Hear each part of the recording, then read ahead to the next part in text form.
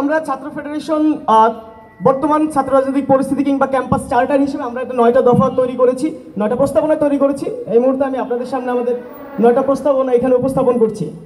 আমাদের প্রথম প্রস্তাবনা ছিল দেশের প্রতিটি প্রথম প্রস্তাবনা ছাত্র সংসদ ও নির্বাচনী কাঠামো নিয়ে। দেশের প্রতিটি শিক্ষা প্রতিষ্ঠানে নিয়মিত ও বাধ্যতামূলক ছাত্র সংসদ নির্বাচন দিতে হবে। নির্বাচন পরিচালনার জন্য একটি নির্দিষ্ট একাডেমিক ক্যালেন্ডার অন্তর্ভুক্ত করতে হবে। কোনো অজুহাতেই ছাত্র সংসদ নির্বাচন স্থগিত বা বাতিল করা যাবে না এবং নির্বাচন আয়োজন করতে না পারা প্রশাসনের ব্যর্থতা হিসেবে গণ্য করা হবে। আমাদের দ্বিতীয় প্রস্তাবনা হিসেবে আমরা হাজির করছি ছাত্র রাজনীতির গঠনমূলক কাঠামো গড়ে তোলা। গণহত্যার সাথে যুক্ত ছাত্র সংগঠন ব্যতীত সকল ছাত্র সংগঠন রাজনৈতিক কার্যক্রম চালাতে পারবে। সকল সংগঠনের সহাবস্থান এবং সমান সুযোগ নিশ্চিত করতে হবে। তৃতীয় প্রস্তাবনা ক্যাম্পাসে সহিংসতা ও অপরাধের বিরুদ্ধে জিরো টলারেন্স। ক্যাম্পাসে সংঘটিত যে কোনো নির্যাতন ও ফৌজদারি অপরাধ দ্রুততম সময়ে বিচারের আওতায় আনতে হবে। অস্ত্র, চাঁদাবাজি, টর্চার সেল এবং মাদক ব্যবসা এসব অপরাধের সাথে যুক্তদের আজীবন বহিষ্কার করতে হবে এবং আইনগত ব্যবস্থা নিতে হবে। মাদকাসক্ত শিক্ষার্থীদের নিরাময়ের জন্য বিশ্ববিদ্যালয়ে রিহাব চালু করতে হবে। আমাদের চতুর্থ প্রস্তাবনা অনলাইন অপপ্রচার ও মানহানির বিরুদ্ধে ব্যবস্থা। আমরা এই আগে তো ছিলই, গত 1 বছর বিশেষভাবে দেখেছি নানা ধরনের ট্যাগিং, নানা ধরনের ইনবক্সে মেসেজ দিয়ে শিক্ষার্থীদের যেই ভিন্ন মতের কাউকে পেলেই যে মোরাল ডাউন করে দেওয়া, যেভাবে তাকে হত্যাযোগ্য করে তোলা, সেই জায়গাটা আমরা প্রতিবাদ জানাই। সেই জায়গা থেকে আমাদের এই প্রস্তাবনা। সোশ্যাল মিডিয়ায় মিথ্যা তথ্য প্রচার করে কাউকে স্ল্যাট শেমিং, বিমানবিকীকরণ, হত্যাযোগ্য করার মতো কর্মকাণ্ডে জড়িত থাকলে প্রশাসনিক ও রাষ্ট্রীয় শাস্তির আওতায় আনতে হবে। বান্ডেল থাকলে প্রতি সেনমানিতে টাকা বাঁচবে। বিকাশ সেনমানি বান্ডেল কিনে জিতুন প্রতি লেনদেনে।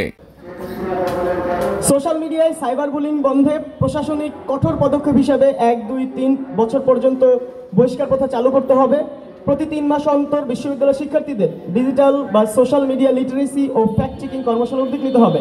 এবং একই সাথে আমরা দাবি জানাচ্ছি ভিকটিম শিক্ষার্থীদের কাউন্সেলিংয়ের ব্যবস্থা করতে হবে। কারণ কোনো ঘটনা যখন ঘটে ভিকটিম শিক্ষার্থীরাই বেশি ভালনারেবল জায়গায় থাকে। ফলে বিশ্ববিদ্যালয় থেকেই ভিকটিম শিক্ষার্থী যারা নানা ধরনের ট্যাগিং বা স্ল্যাট শেমিংয়ের শিকার হবে তাদের যাতে বিশ্ববিদ্যালয় থেকেই কাউন্সেলিংয়ের ব্যবস্থা করা হয়।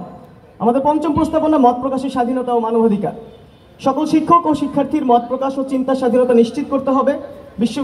বাংলাদেশের বিশ্ববিদ্যালয়গুলো বৈচিত্র্যপূর্ণ ছাত্র সমাজ নিয়ে গঠিত, আমরা জানি। এখানে ধর্ম, বর্ণ, লিঙ্গ, জাতিগত পরিচয় ও মতাদর্শের ভিত্তিতে কোনো ধরনের সহিংসতা, বুলিং বা বৈষম্যমূলক আচরণের সুযোগ থাকতে পারে না। এই প্রশ্নে প্রশাসনকে হতে হবে নীতিগতভাবে স্পষ্ট ও সক্রিয়। শাহবাগ শাপলা ধাঁচের বিভাজন কিংবা ধর্মীয় অনুভূতিকে অপব্যবহার করে কারো নাগরিক অধিকারে হস্তক্ষেপ চলবে না। অতীতে যেমন ছাত্র শিবিরকে হোমোস্যাকার হিসাবে উপস্থাপন করে তাদের উপর নির্যাতন চালানো হতো, ভবিষ্যতে কাউকে যাতে এইভাবে টার্গেট করা যাতে না যায়, ভবিষ্যতে কাউকে কোনো সাধারণ শিক্ষার্থীকে ছাত্রলীগ ট্যাগিং দিয়েও কোনো ধরনের অন্যায়টা যাতে জেনারেল স্টুডেন্ট যেটা যায় প্রকৃতভাবে জেনারেল স্টুডেন্ট তাদের সাথে অন্যায়টা করা না হয়, সেই জায়গাটা প্রতিরোধ গড়ে তুলতে হবে। ওকে, আমাদের ষষ্ঠ প্রস্তাবনা ছাত্র সংগঠনের স্বচ্ছতা ও জবাবদিহিতা খুবই গুরুত্বপূর্ণ। কারণ আমি যখনই বলছি মত প্রকাশের স্বাধীনতা, আমি যখনই বলছি ট্যাগিং দেওয়া যাবে না, তখন একই সাথে আমাদের রাজনৈতিক কার্যক্রম যারা চালাবে তাদের তো স্বচ্ছতা জায়গায় থাকতে হবে। তাহলেই ট্যাগিং দেওয়ার জায়গাটা বরং আরো সংকীর্ণ হয়ে আসবে, ট্যাগিং দেওয়ার জায়গাটা আরো অনেক বেশি কন্ট্রোল করা যাবে। এখন যদি ছাত্র সংগঠনগুলো যেইভাবে নানা ফর্মেটে আমাদের এখানে চলে, তারা যদি নিজেদের পরিচয় গোপন করে রাজনীতি করতে থাকে, ফলে তখন ট্যাগ করার যেই ব্যাপারটা সেটা অনেক বেশি ইজি হয়ে যায় সবার জন্য। সো ষষ্ঠ প্রস্তাবনা হিসেবে আমরা বলছি ছাত্র সংগঠনের স্বচ্ছতা ও জবাবদিহিতা নিশ্চিত করতে হবে। প্রতিটি ছাত্র সংগঠনকে সংগঠনের কাঠামো, দায়িত্বপ্রাপ্ত প্রতিনিধি ও কর্মকাণ্ডের বিবরণ প্রকাশ করতে হবে। বিশেষভাবে বাংলাদেশ ইসলামী ছাত্র শিবিরকে অতীতের ন্যূনতম 3টি কেন্দ্রীয় ও হল কমিটি এবং বর্তমানে সকল কমিটির প্রত্যেক সদস্যদের পরিচয় প্রকাশ করতে হবে, যাতে গুপ্ত রাজনীতির সুযোগ না থাকে। কেননা এক সংগঠনের প্রতিনিধি অন্য সংগঠনে ঢুকে গিয়ে যদি অপরাধ করে, সে অপরাধকে আমরা দাবি করতেছি মূল সংগঠনকে নিতে হবে। এখন শিক্ষার্থী যদি ধরেন আমার বাংলাদেশ ছাত্র ফেডারেশনে যদি কোনো একজন অন্য সংগঠনের প্রতিনিধি এসে আমার এখানে গুপ্ত অবস্থায় থাকে এবং সে যখন অপরাধ করে, আমি আইডেন্টিফাই কীভাবে করব?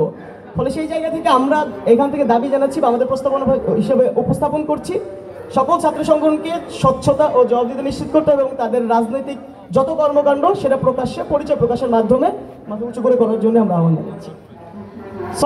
সন্ত্রাস বিরোধী সেল গঠন। গণঅভ্যুত্থানের চেতনায় ছাত্র প্রতিনিধিদের নিয়ে সন্ত্রাস বিরোধী সেল গঠন করতে হবে।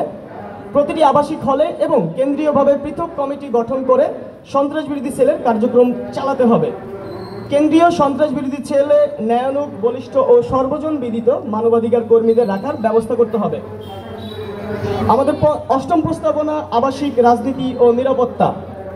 সন্ত্রাসী ছাত্রলীগের দখলদারিত্বে হলে টর্চার সেল ও সহিংস রাজনীতির কারণে শিক্ষার্থীরা রাজনীতি থেকে বিচ্ছিন্ন হয়ে পড়েছে।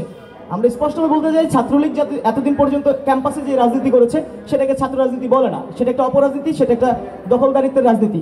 ফলে ওইটা উদাহরণ হিসাবে রাখা যাবে না।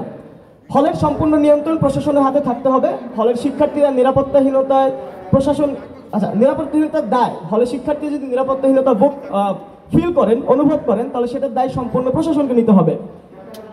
এবং